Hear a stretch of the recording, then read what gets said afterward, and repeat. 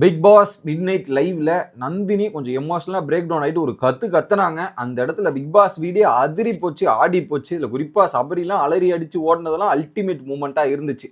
இன்னொரு பக்கம் என்ன சொன்னாலும் நான் திருந்த மாட்டேன், நான் இப்படிதான் இருப்பேன்ற மாதிரி பார்வதி அக்கா ஒரு கேம் பிளே பண்றாங்க பாருங்க. வேற மாதிரி ஒரு விஷயத்தை எடுத்துட்டு போற முயற்சி பண்றாங்க.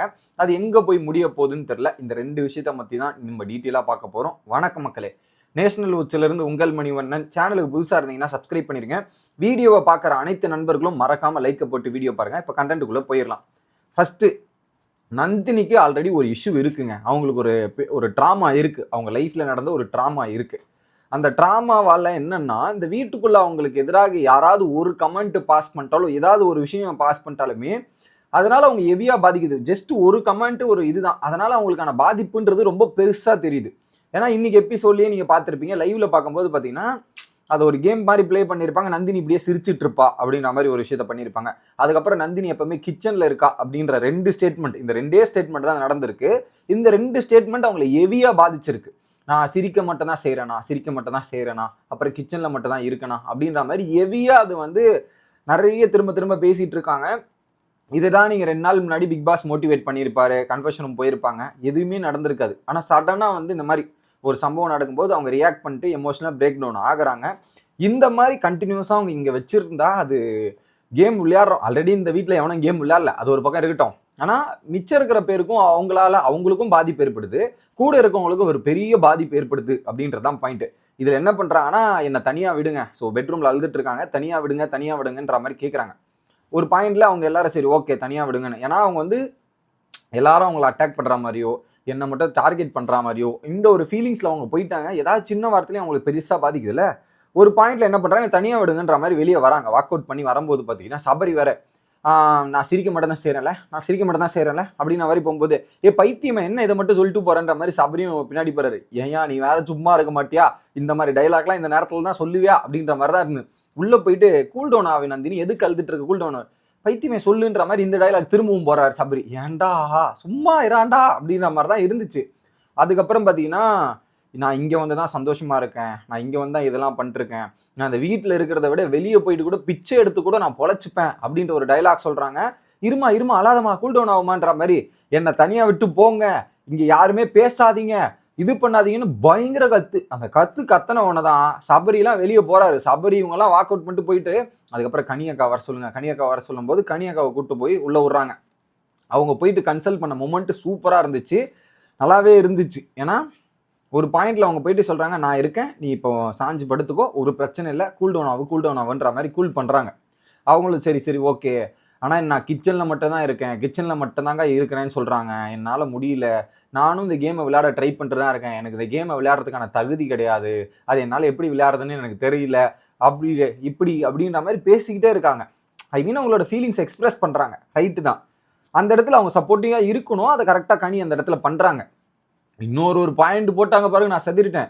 எனக்கு வந்து சாமி வரும்க்கா, சாமி வந்து எனக்கு சில விஷயங்கள்லாம் சொல்லும், அந்த மாதிரி சில விஷயங்கள்லாம் இங்க சொல்லிட்டு இருக்கு, இதெல்லாம் நடந்துட்டு இருக்கு அப்படின்ற மாதிரி சொல்லுது அப்படின்ற மாதிரி சொல்லிட்டு, ஒரு இதுக்கு முன்னாடி இப்போ இவர்கிட்ட பேசும்போது, சபரி கிட்ட பேசும்போது ஒரு விஷயத்த சொன்னாங்க. சாமி வருது, நான் சாமி கிட்ட போயிடுறேன்னு நினைக்கிறேன் போது சபரிலாம் தூக்கி வாரி போட்டுச்சு. என்னது சாமி கிட்ட போயிடுறேன், நான் என்னமா பண்ண ட்ரை பண்றேன் அப்படின்ற மாதிரி தான் இருந்துச்சு. இந்த டைலாக்மே அவங்க சொல்லியிருந்தாங்க. ஸோ அவங்க வந்து மென்டலி கொஞ்சம் அன்ஸ்டேபிளாக இருக்காங்க அப்படின்றது பார்க்க முடியுது. ரொம்ப ரொம்ப ரொம்ப ரொம்ப வெரி வெரி வெரி சென்சிட்டிவ். ஏன்னா அவங்க ஃபாஸ்ட் லைஃப்பில் நடந்த பல நிகழ்வுகள் அவங்கள வந்து ஹெவியாக பாதிக்குது.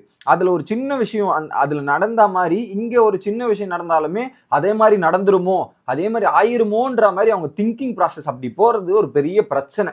ஓகே, அதுக்கு உங்களுக்கு இங்கே இருந்தால் அது கரெக்டாக செட் ஆகுமான்னு கேட்டால் செட் ஆகாது. ஏன்னா இது ஒரு டாஸ்க்கும் நடக்கல, எதுவுமே நடக்கல.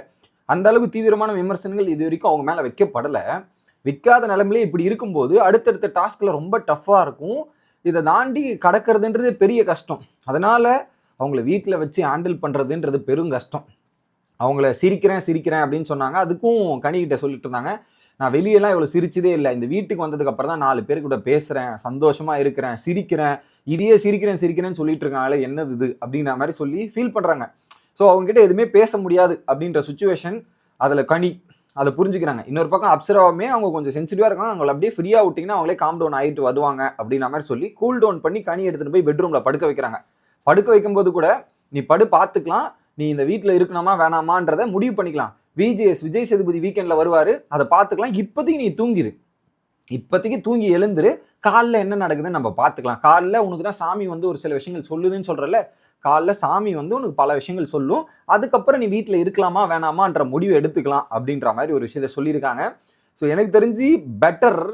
ஸோ நந்தினி இங்கே வச்சு ஹேண்டில் பண்ணுறதுமே பல பேருக்கு கஷ்டம். அதுக்கு ஒரு நல்ல முடிவாக பிக் பாஸ் டீம் எடுத்து அவங்கள இது இப்படியே கன்ஃபெஷன் வழியாக பிக் பாஸ்லேருந்து வெளியே அமுச்சு விட்டா அது அவங்களுக்கும் நல்லது, வீட்டில் இருக்கிற கண்டஸ்டன்ஸுக்கும் நல்லதுன்றது தான் நான் நினைக்கிறேன். இதனால் பாதிப்பு யாருக்குமே வரக்கூடாதுன்றது தான் மெயின் பாயிண்ட். இது ஒரு பக்கம். கண்டிப்பாக இது ஒரு விவாதிக்கப்பட வேண்டிய ஒரு விஷயமா மாறப்போகுது வீக்கெண்ட் எபிசோடில். ஆனால் வீக்கெண்ட் எபிசோடுக்கு இன்னும் 2 நாள் இருக்கே, அந்த 2 நாள் அவங்க தாங்குவாங்களா அப்படின்ற ஒரு கொஷின் இருக்குது. இதுதான் பெரிய விஷயம். இன்னொரு பக்கம் அந்த எபிசோடில் பார்க்கும்போது கனியை வந்து யாருமே போயிட்டு அவகிட்ட எதுவுமே சொல்லிடாதீங்க, எதுவுமே பண்ணிடாதீங்க அப்படின்னு சொல்கிறாங்க. பட் அந்த மாதிரி ரொம்ப கான்சியஸாக கண்டஸ்டன்ஸும் இருக்க வேண்டிய கட்டாயத்தில் தள்ளப்படுகிறார் அப்படின்றதான் பாயிண்ட் இந்த இடத்துல.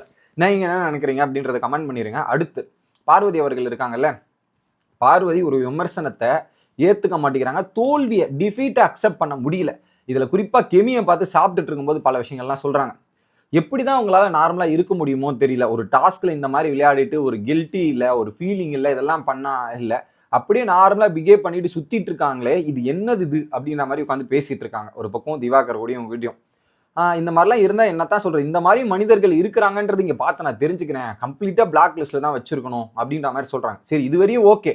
அடுத்ததாக நீங்கள் ஒரு டைலாக் சொன்னீங்க பாருங்க, அங்கே நிற்கிறீங்க, கை இருக்குல்ல, அந்த கை பார்க்குறேன் நான் கைக்கு மட்டும் ஏதாவது ஆகியிருக்கட்டும், அப்புறம் நான் பார்த்துக்கிறேன் இருங்க அப்படின்ற மாதிரி சொல்கிறாங்க. என்னது, கைக்கு ஏதாவது ஆகியிருந்தா அப்புறம் நான் பார்த்துக்கிறேன்ட்டு. இது டாஸ்க்கு, யாருமே இன்டென்ஷனாக பண்ணணும்னு பண்ண மாட்டான், அவங்களுக்கு தண்ணியை ஊற்றணும்னு தான் பண்ணாங்களே தவிர்த்து உங்கள் கையை உடைக்கிறதோ கையை காலி பண்ணுறதோ அப்படின்ற மாதிரி எதுவுமே பண்ணல அவங்க.